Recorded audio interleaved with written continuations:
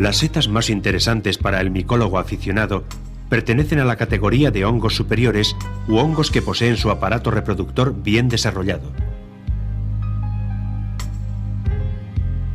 Los hongos inferiores son más pequeños y entre ellos se encuentran los microscópicos.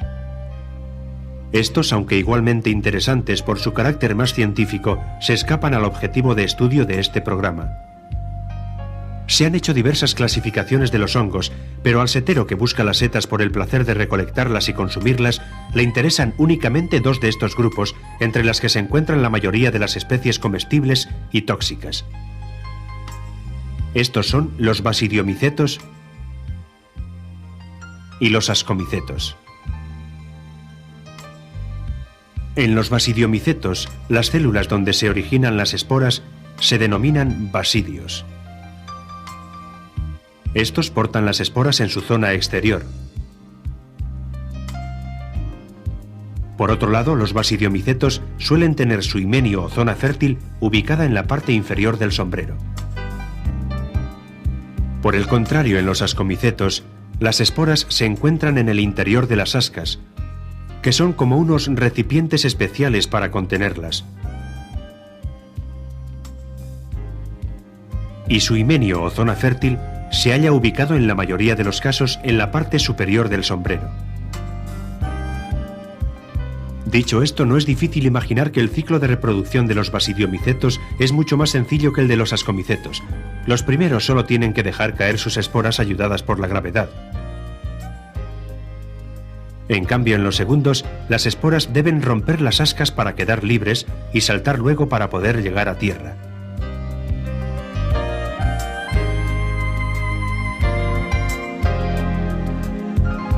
Hoy en día existen aún más especies de ascomicetos que de basidiomicetos. Sin embargo, la evolución de las especies tiende y tenderá a invertir las proporciones. Las setas pueden tener las formas más diversas, pero la más frecuente y conocida es la que recuerda a la de un paraguas abierto. En la mayoría de ellas se distinguen dos zonas bien diferenciadas: el sombrero y el pie. En el sombrero de una seta se pueden estudiar diversos caracteres como su tamaño y su forma, los bordes, la carne y el himenio o lugar fértil de la seta. Las formas del sombrero de una seta pueden ser muy diversas: la cónica, la acampanada,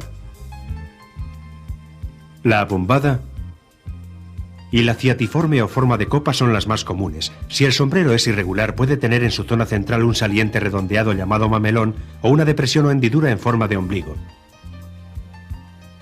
El margen del sombrero es su borde externo, y en él se pueden observar diversas características diferenciadoras de las distintas especies: el espesor, el perfil, la forma y si está o no estriado.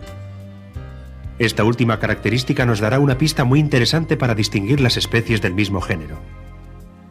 Otra de las partes más interesantes del sombrero es la cutícula o piel. La cutícula está compuesta por una o varias capas y su misión principal es la de protegerlo de la lluvia.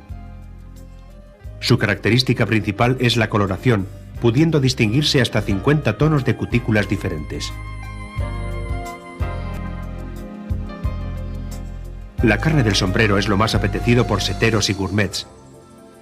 Esta puede ser compacta, blanda o esponjosa según su consistencia. Y su coloración suele ser blanquecina o amarillenta. Si bien en ocasiones, al contacto con el aire, suele tomar tintes azules, verdes, rojizos, marrones o negros.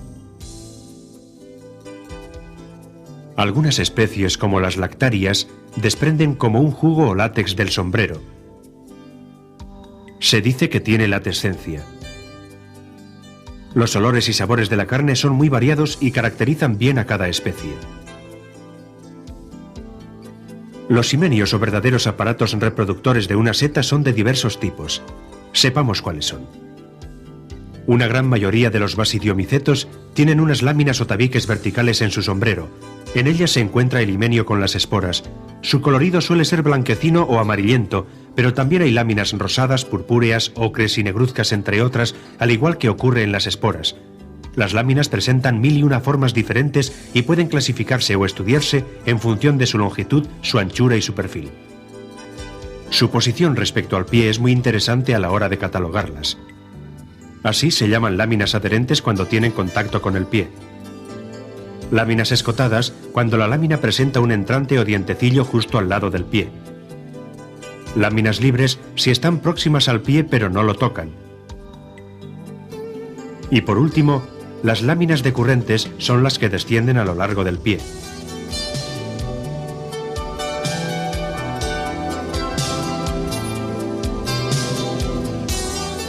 Otra clase de himenio es el constituido por tubos. Las terminaciones externas de estos se denominan poros. En el interior de cada tubo se encuentra el himenio con sus esporas. Cuando éstas han madurado, se deslizan a lo largo de los tubos y caen al exterior a través de los poros. Los poros pueden ser simples o compuestos y presentan diversas formas y coloraciones en función de la especie que se trate. Los boletos son las especies más interesantes en las que se dan los himenios de tubos. Normalmente en este género, los tubos se separan muy fácilmente de su sombrero. Presentan variedad de tonalidades, desde los blanquecinos a los rojizos, pero lo más característico es que pueden variar su coloración con gran facilidad. Algunas especies como esta Cantalellus cibarius o Salsa perrechico poseen su himenio en forma de pliegues. Dichos pliegues se forman a partir de unas láminas muy decurrentes o con relieves rugosos. Esta Hydnum repandum, más conocida por lengua de vaca, tiene su himenio al igual que las otras setas de su familia, las hydnáceas, dispuesto sobre unas púas o aguijones. Su tamaño y su color nos servirán para distinguir las diferentes especies de esta familia. La morilla o carraspiña, científicamente Morchella vulgaris, porta el himenio con las esporas en unos alveolos o entrantes de la parte superior de su sombrero. Es un ascomiceto. Curiosamente, cada alveolo es un himenio diferente. Por su forma y disposición, es posible clasificar cada especie de esta familia de las morchelláceas. Otros ascomicetos, las helbeláceas como esta helbela, llevan el himenio en los lóbulos que componen su sombrero.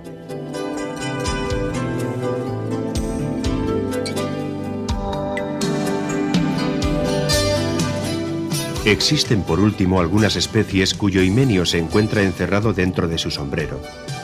Son los conocidos licoperdones o pedos de lobo. Y las trufas, tan codiciadas en la gastronomía.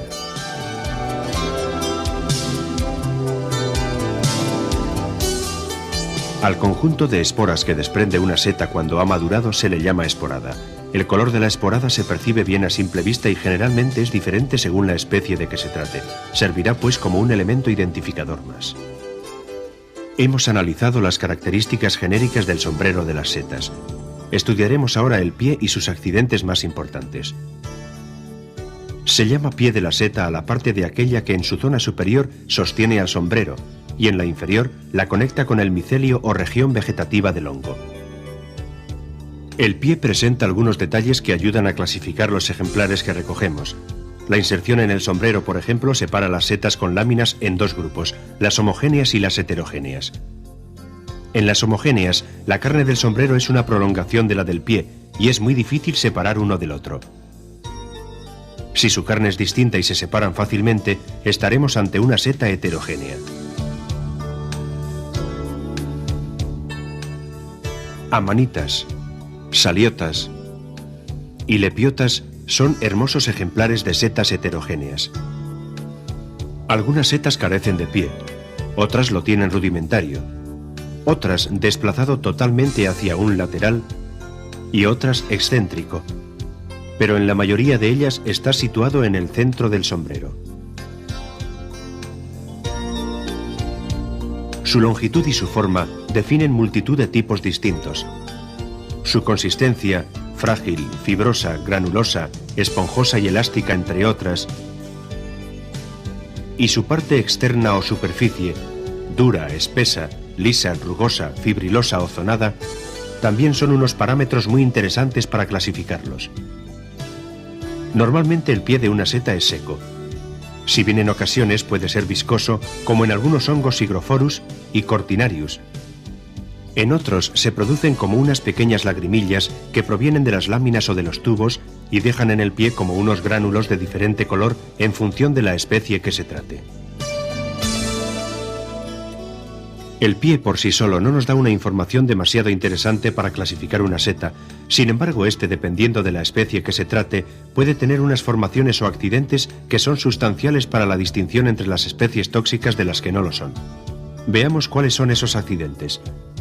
La volva o resto del velo total de una seta es como una especie de copa o capucha que cubre la base del pie en la zona que toca la tierra, como en las amanitas y las volvarias.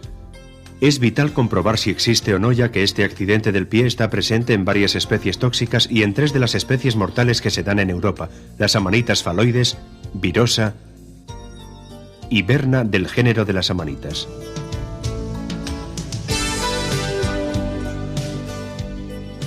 En la recolección deberemos tener sumo cuidado al extraer una seta desconocida o dudosa de la tierra, ya que pudiera ocurrir que al arrancarla, si no lo hacemos correctamente, la volva quede sumergida en la tierra y nos quedemos sin saber de su existencia. Este error podría resultar fatal.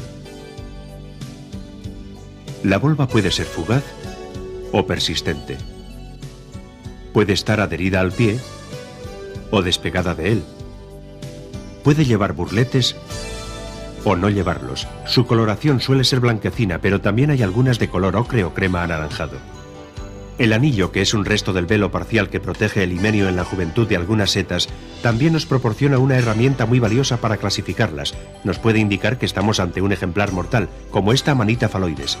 Aunque también con esta misma característica hay setas comestibles como la Amanita caesaria. El anillo puede ser fijo o deslizarse por el pie. También puede ser liso o estriado. Puede estar cerca del sombrero o de la base del pie. Analizar con detenimiento sus formas, su posición, su consistencia, su coloración y sus bordes nos dará una buena idea del ejemplar que tenemos entre manos. Esta seta está provista de cortina, otro accidente que, como ven, forma como una especie de tela de araña entre el sombrero y el pie.